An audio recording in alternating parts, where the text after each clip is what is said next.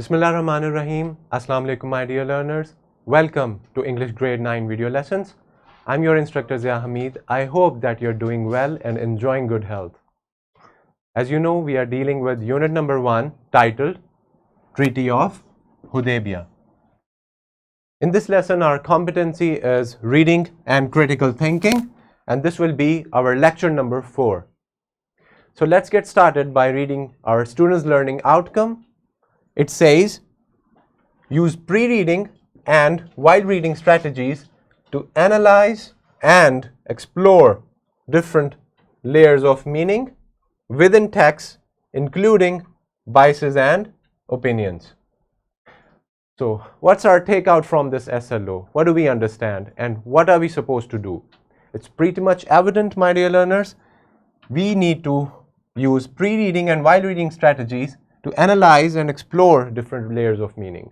And we are focusing on understanding biases and opinions that we encounter while reading any text. So let's begin. Here is a vertical linkage of this SLO that we have already studied, a similar one in the previous grade 8. Now let's get started with our Islamic perspective. Today we have a hadith of Prophet Sallallahu Alaihi Wasallam. It says, it is narrated by Salama radiyallahu anha. The Messenger of Allah Sallallahu Alaihi Wasallam said, the one whose counsel is sought is interested. When someone seeks your counsel, they are entrusting you with their trust and confidence.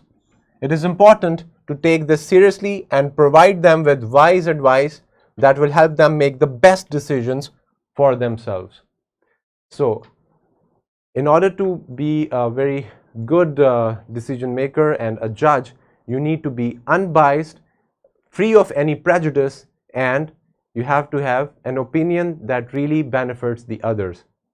Obviously, we are entitled to our own opinions. We have different natural biases as well.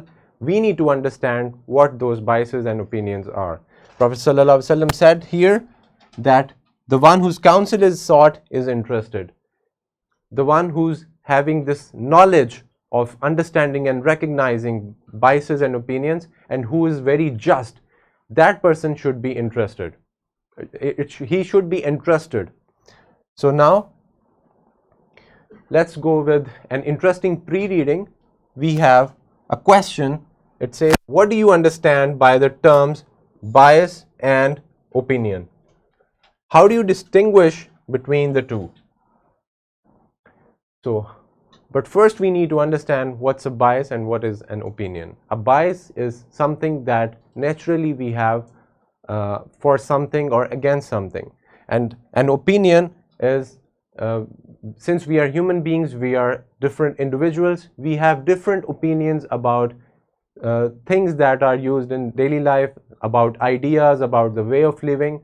So we are having different opinions and biases. Let's explore these two things further in this lecture. Now, brainstorm. Have you ever had an argument with your friend or with your sibling about something, and you may have different opinions and you may have different biases as well?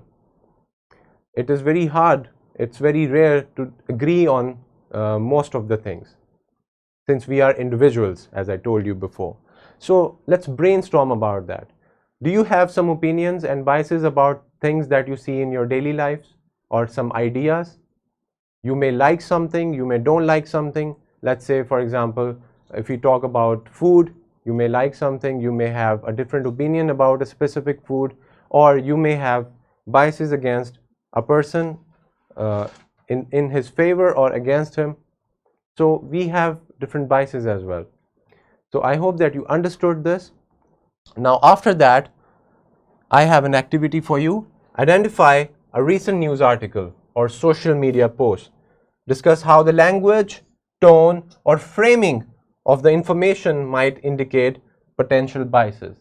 Sometimes we see news that are about a specific bias. The person who is spreading that news may have different opinions and biasness already with something.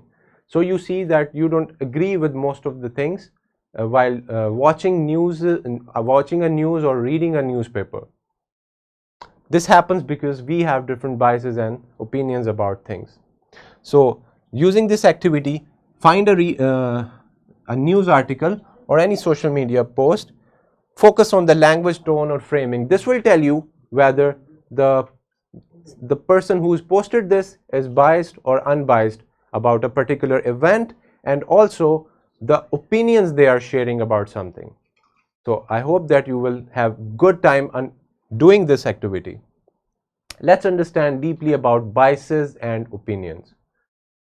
So a bias means showing favoritism or prejudice when talking about something. It happens when information is presented in a way that is not fair.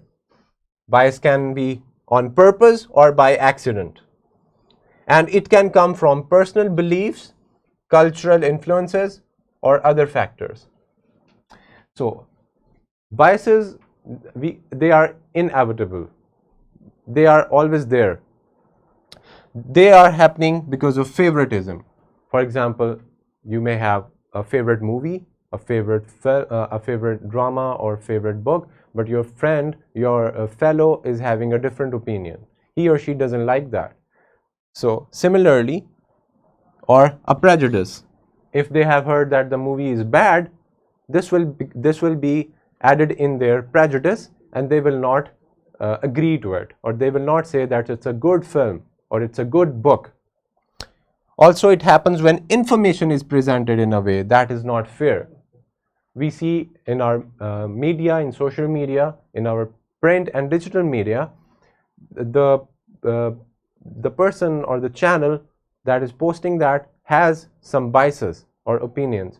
So we may not agree with everything that we see on the internet or on the social or on the media in general.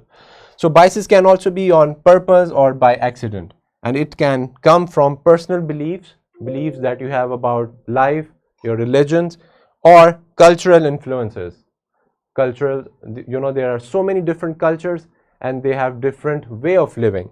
So it may come in that or some various other factors. They can be both external or internal. So this is very clear. This is all about bias. I know that you also have some biases, but you have to recognize them whether they are on a logic or not, right? So now we have some examples here. See, believing that everyone who supports a different sports team is not as good as a friend as someone who supports your favorite team. This is a bias. And assuming that people who like the same color as you are, they are more trustworthy or friendly because you like that same color as well. Or judging someone's personality based on whether their clothes match or not. So these are some common biases. Now, how do we recognize a bias? While reading something, while having a discussion or debate or an argument with the other person, how do we recognize that the person is showing some examples of biasness? So here, students should understand that we bring our own prejudices and biases to every decision we make. It is important to be aware of them and how they influence us. We must not only recognize our own biases, but also that of the authors and creators of the information we consume. As I told you, everyone has their own opinion. We should not judge others by their understanding or idea of something. Maybe they are misunderstood, maybe they are misinformed, or they have lack of knowledge about something, or generally they are the way they are. So we should not judge others and we should live peacefully. So this is all about recognizing biases. They can be recognized through the prejudices, or we bring our own prejudices here, we and others as well. So this is how you recognize a bias. And let's move forward to opinion. What is an opinion? An opinion is what someone personally thinks or believes about something. It's not based on facts that everyone can agree on. Instead, it reflects an individual's thoughts and feelings. Opinions can differ from person to person. So, what do we understand from this? That opinions are not based on facts, right? It reflects an individual's thoughts and feelings. Opinions can differ from person to person. They are different. I may have an opinion about something, and you may have an opinion about that very thing, but you have a different opinion. But we agree to disagree. Still, we live peacefully. So, why do we have opinions? Opinions, or what do they do? Opinions influence how readers interpret and understand the content. Different readers may have varied interpretations of the same text based on their opinions, experiences, and perspectives. Let's say you've read a poem. You think something else about the poem, and your fellow thinks something else. So you may have different opinions about the same thing, and they are inevitable. So you have to live with it, and you have to understand that they exist. So let's see some examples over here. Number one is, in my opinion, homemade pizza is way better than any store-bought or delivery pizza. This is an opinion. I may not like that. I may like the store-bought pizza more. Similarly, the beach is the best vacation destination. Nothing beats the sound of waves and the feel of the sand. You may have some other destination for a vacation. I think the ending of the book was a bit disappointing. It didn't live up to the rest of the story. So all these are examples of opinions. Now, let's see some evidences from our text that we have read and identify some biasness. It is stated that the Quraysh did not agree to accept the peaceful intentions of Hazrat Muhammad ﷺ and the Muslims, suggesting a lack of respect for established customs and expectations.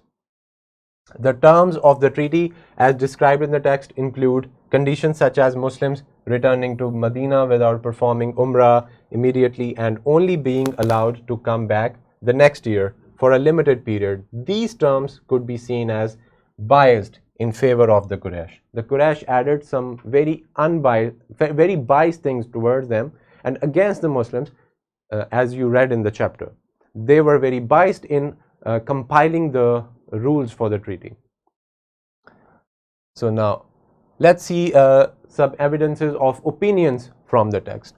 The text consistently portrays Hazrat Muhammad ﷺ in a positive light. This is an opinion, emphasizing his wisdom, just actions, and the lesson of eternal salvation associated with the Peace of Hudaybiyah. The text acknowledges the power of peace-building efforts, presenting the Treaty of Hudaybiyah as a timeless reminder of diplomacy's impact in shaping history and promoting values like tolerance, coexistence, and mutual respect. So, if you read the text, you may see that the writer has an opinion about the whole event that happened. And finally, after that, we have a simulation video about understanding more about biases and opinions. First, you need to recognize a bias or an opinion, and then you will act accordingly. For a classroom activity, we have a pre-reading at the beginning of your chapter. Read and answer these questions before reading the text of the lesson. So, why should people live peacefully together, and what role do you believe in individuals and communities play in fostering peace in today's world? So, before reading the lesson, if you go through these two pre-reading questions, you will make up your mind. This will make you very much open about the text, and when you will be reading that, you will be looking for these two questions that you've already read before the lesson. Also, we have another activity of while reading. In this one, you will find out the question, what is the significance of Bait-e-Rizwan and where is it mentioned in the Holy Quran? So while you're reading it, you may see that this question pops up in your lesson. Find out the significance of Bait-e-Rizwan and where it is mentioned. While you're reading the text, this will help you in understanding a particular point. Okay, here the following points are mentioned, right? And identify biases and opinions. While reading this paragraph, you may read it in pairs. You can make up groups or pairs and you can read it in that. So what do you do? What are you supposed to do? You're supposed to find biases and opinions. You can make a column and separate these two. Okay, my dear fellow teachers, a worksheet is added. It will be very helpful for the students to understand more about biases and opinions. And also we have a homework here. After reading the text of the lesson, answer the following questions. So for example, this one, what is the historical importance of the Treaty of Hudaybiyah in the context of Islamic history? How did it impact the relationship between the Muslims and the Quraysh? You go through that and you answer this question after reading the lesson. So last but not the least, we are at the end of the lesson. We have some resources for you: question bank, worksheet, skill sheet, presentation, and finally a lesson plan. All these things are added in the description of the video. I hope that you have thoroughly understood that biases and opinions exist and how do we tackle them while we are reading any text. And this sums up our students' learning outcome for this lesson. Until the very next lecture, thank you so much. Allah Hafiz.